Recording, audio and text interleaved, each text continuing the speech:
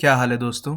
मेरा नाम है श्रेयस और आज हम सीखने वाले हैं किसी भी डेटा सेट को ट्रेन और टेस्ट सेट में कैसे बांटते हैं। आप चाहे कोई भी मशीन लर्निंग एल्गोरिदम यूज़ कर रहे हो, चाहे वो रिग्रेशन हो या क्लासिफिकेशन हो या कोई भी और एल्गोरिदम हो, जनरली हर प्रोजेक्ट में सबसे पहला स्टेप यही रहता है कि आप अपने डेटा सेट को ट्रेन सेट और टेस्ट सेट में डिवाइड करो। ठीक है, तो आज हम ये सीखने वाले हैं। सबसे पहले मैं क्या करूँगा, जब आर खुलता है तो कंट्रोल शिफ्ट और एन दबा के मैं ये विंडो खोल लूँगा जहाँ पे मैं अपना कोड टाइप करूँगा। सबसे पहला स्टेप है कि डेटा को इंपोर्ट कैसे करना है। डेटा को इंपोर्ट करने के लिए दो तरीके होते हैं। सबसे पहले आप यहाँ इंपोर्ट डेटा सेट को क्लिक करके फ्रॉम टेक्स्ट को क्लिक करो। अगर आपकी फ़ाइल CSV है, अगर एक्सेल फाइल है तो फ्रॉम एक्सेल भी क्लिक कर सकते हो। और मैं अपनी फ़ाइल को लोकेट करूँगा। मेरी फ़ाइल डेस्कटॉप में है हाउसिंग CSV नाम से, और यहाँ मैं अपने फ़ाइल का या डेटा फ्रेम का नाम स्पेसिफाई कर सकता हूँ। फॉर एग्जांपल मैं डेटा लिख सकता हूँ या हाउसिंग लिख सकता हूँ, कोई भी नाम जिससे हम इस डेटा फ्रेम को आइडेंटिफाई कर सकें, और ये डेटा फ्रेम का एक प्रीव्यू भी आपको दिखेगा। बट हम कोड के थ्रू इस चीज़ को करेंगे।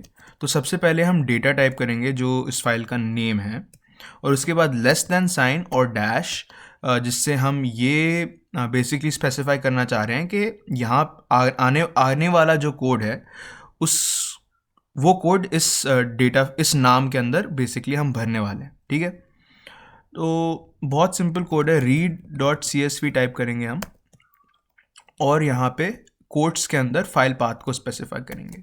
तो मेरी फ़ाइल C ड्राइव में है, यूज़र्स टीकू मेरा दूसरा नाम, और मेरी फ़ाइल डेस्कटॉप पे थी और फाइल का नाम था housing.csv।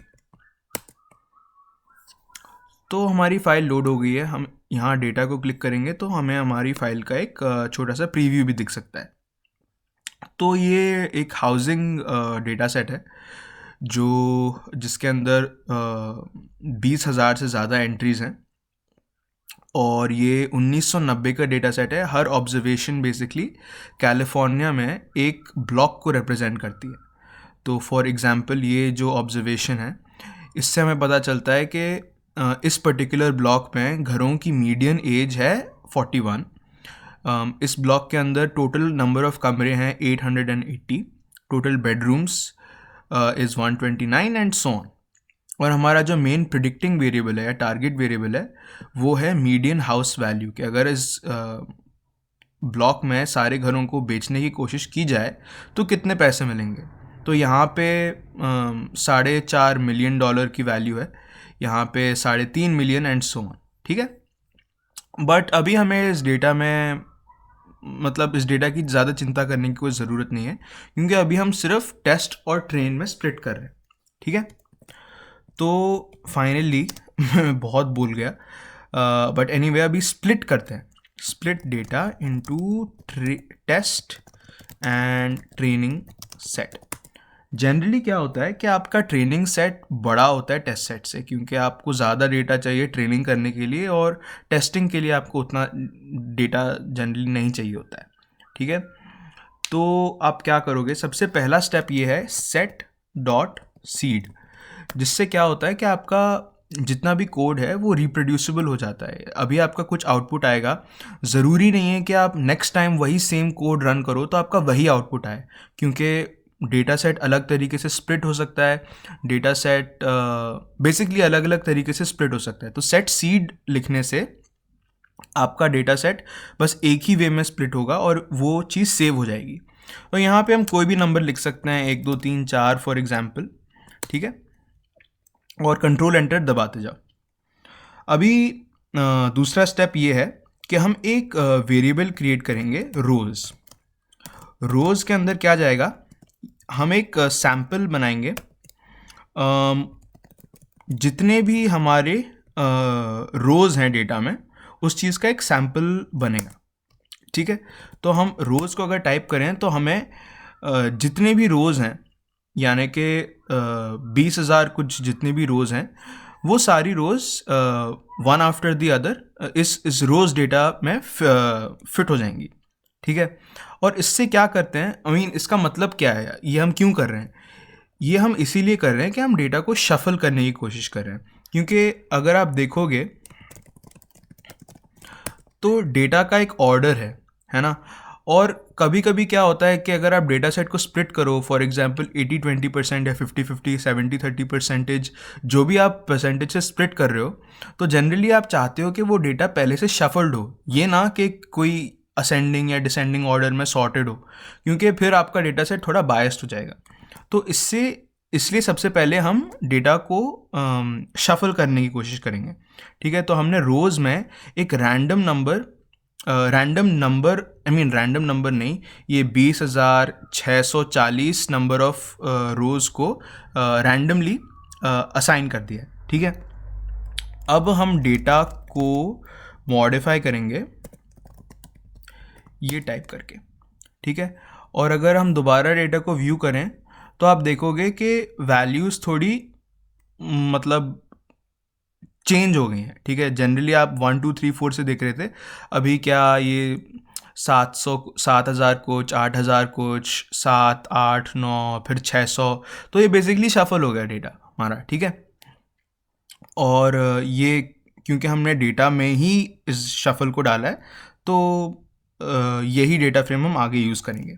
ठीक है, अभी अगला स्टेप क्या है, स्पेसिफाई करना है हमें कि हम कौन सी रो पे स्प्लिट करेंगे। अभी हमारे पास डेटा है, अब कौन से पॉइंट पे हम डिसाइड करेंगे कि यहाँ से यहाँ तक सारा डेटा हमारा ट्रेन में जाएगा और यहाँ से यहाँ तक हमारा सारा डेटा टेस्ट में जाएगा। तो उसके लिए हम एक नया वेरिएबल क्रिएट करेंगे जिसका नाम है स्प्लिट, और हम कोड क्या टाइप करेंगे, नंबर ऑफ रोज डेटा, और हम मल्टीप्लाई करेंगे कि क्या परसेंटेज के क्या स्प्लिट रेशियो हम स्पेसिफाई करना चाहते हैं। बेसिकली 70-30 कॉमन रेशियो होता है, जनरली लोग 80-20 भी करते हैं। आप चाहो तो कुछ भी कर सकते हो। बेसिकली मैं क्या करूँगा, मैं 80 करूँगा।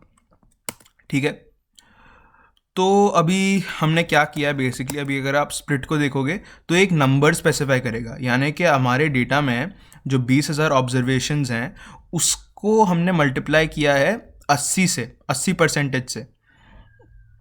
तो ये वो नंबर है जहाँ पे 80% हम रीच करते हैं, right.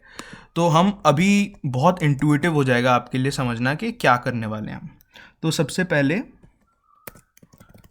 Choose data for training set, तो बेसिकली हमें क्या करना है, ट्रेन के अंदर हम ये इंफॉर्मेशन डालेंगे,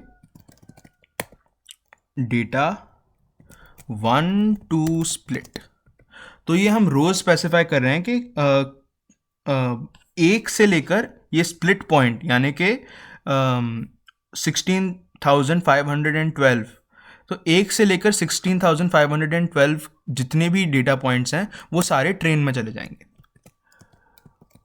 और अभी यही चीज़ हम टेस्ट के लिए भी कर सकते हैं, और आप एट दिस पॉइंट शायद आपको समझ में आ ही गया होगा कि क्या करना है हमें बेसिकली। बट डेटा हम टाइप करेंगे फिर से, तो इसमें 80% वैल्यूज़ चली गई हैं 1 to स्प्लिट। अभी इसके अंदर कितनी वैल्यूज़ जाएंगी, स्प्लिट +1, यानी कि जो अगली वैल्यू है इसको हम ब्रैकेट्स में डाल देते हैं ताकि कोई कंफ्यूजन ना हो। स्प्लिट +1 यानी कि जो 80% के वाली जो अगली वैल्यू है से लेकर जितनी भी रोज़ हैं डेटा में, यानी कि जो आखिरी वैल्यू है, और फिर कॉमा।